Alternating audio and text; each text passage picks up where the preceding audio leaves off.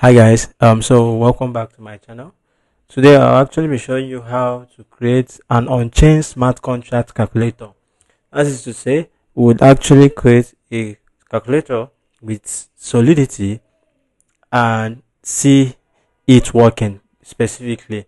We'll be creating an addition, arithmetic, and subtraction arithmetic at the same time, multiplication and division. So without wasting much of your time, let's get into it. So first of all, I just created my SPDS license and version. So let's actually create our contract body.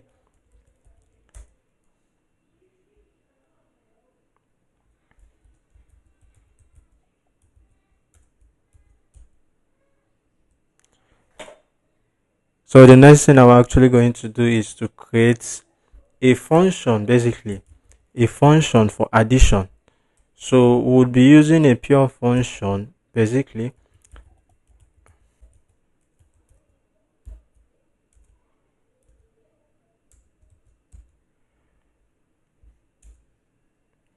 So I just created a function basically that says add numbers public pure returns you int. Now first of all, this function is for addition. That is what I'm trying to say.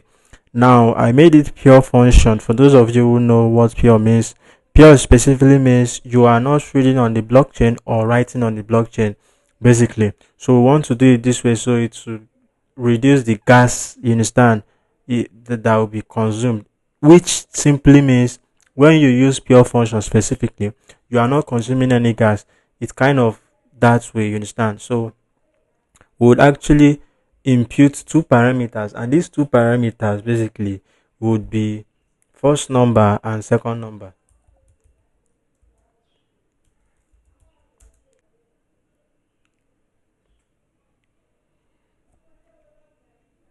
Now the next thing we're going to do is to return the first number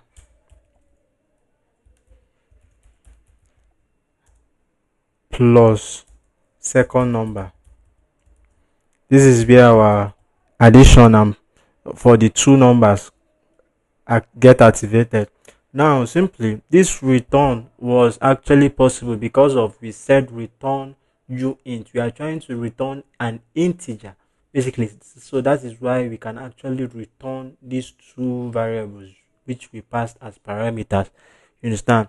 So this is basically, if I remove these returns, it will actually give us an error. So this return basically was possible because of this return statement that was added here. So let me put it back. Returns. So now this is for addition. I would like to comment because I always like commenting my stuff. So addition function. So the next is to create a subtraction function. So this time would actually say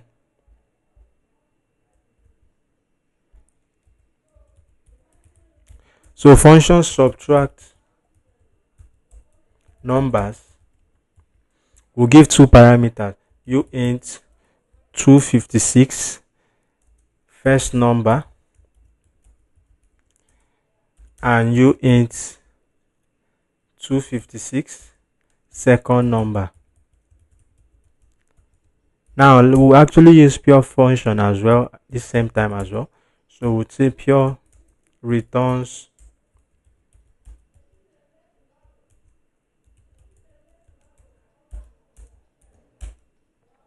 so before we say return first number minus second number on this subtraction function, we would first of all make an a error handler basically, so that if a number basically starts from 0, it should actually give error. That is what I'm trying to say. Is let me show you. Would actually say require if first number is greater than or equal to second number. then that is when the code under should be executed, which is return first number minus second number. Now, if this code is not being met, this condition is not being met, basically if first number is less than second number, then this will actually happen, which is here, which is what we would actually now say the handler, the error handler, which will be reverted. This is where we will say first number must be greater than or equal to second number. The reason why I did this, basically, I don't want first number to be lesser than or basically second number to be higher than first number, because I don't want to get negative number, you understand? So I just want it this way. So let's actually give semicolon. So this is for subtraction at the same time.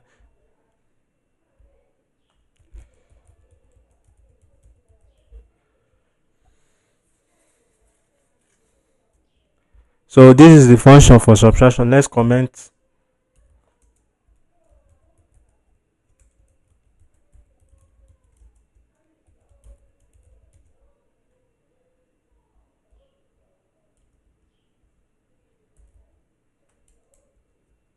So function for multiplication now. So let's say function multiply numbers. Would say you int 256 first number, you int 256 second number, then we say public pure returns you int integer value, that's what we want to return, 256. Now we'll now say return, here we'll actually not be given any condition, so we'll say return first number times second number.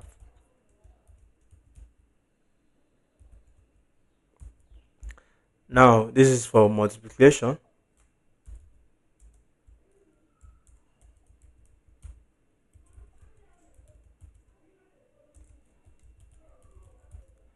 Now lastly, we would actually create a division, that is dividing function. So let's say function division divide number, that's what we say, divide number you int 256 first number, you int 256 second number, then public pure returns you int 256. Now we would actually say, yeah, basically we'll be given a condition whereby we would want, if we want to divide, we would actually specify that the second number should not be 0 but should be higher than 0. That is to say, require second, this is the condition now, number should be greater than 0. Then if it is so, that's it, what this is trying to say is, when you impute your first number, let's say your first number is 3, then your second number shouldn't be 0, because 3 divides 0 shouldn't work, you understand? Basically we are working on dividing. So what we want is that if we say probably 4, for example, 4 divide 1, You understand? Something like that, which is the second number should be the 1. So if number is greater than 0, then this is the function that will happen. This is the condition that will happen. That is to say, mm, that is to say, first number divide second number. Just want to make it simple. So this is condition, and if it fails and reverts, this is the message that will be typed or sent, which is to say second number must be greater than 0.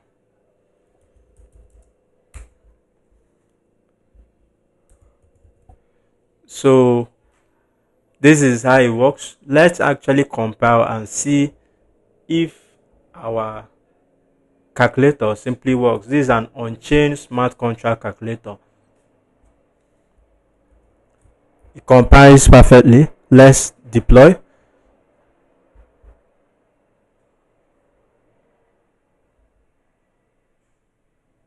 Deployed perfectly at the same time. Let's actually see how it works. Okay, so first of all, let's go for the addition, which is add numbers, and let's impute 20 for the first number and 34 for the second number. So you already know what you should give, 54. So let's see. Okay, exactly, that's what we got, 54, right? Let's actually go for the second aspect, which is the subtraction numbers. Now let's do it this way. Basically, you remember we actually said if first number is less than second number, then it should actually revert. This first one we just did, this addition, absolutely, the transaction went through. Let me show you.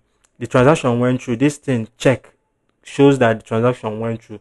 But let's say we actually want to do for this second function, which is subtract numbers, and we actually make our first input to say 1 and our second number we say 2. If you see it, it will actually revert, because, which is to say 1 first number, right? 2 second number. This will actually revert. Why? Because first number is less than second number, so it will say first number must be greater than or equal to second number. So the transaction will not go through, rather it will show us a revert text message. Let's see it and see how it works. You see, so it says revert, the transaction has been reverted to initial state. Reason provided by contract, first number must be greater than or equal to second number. So now let's actually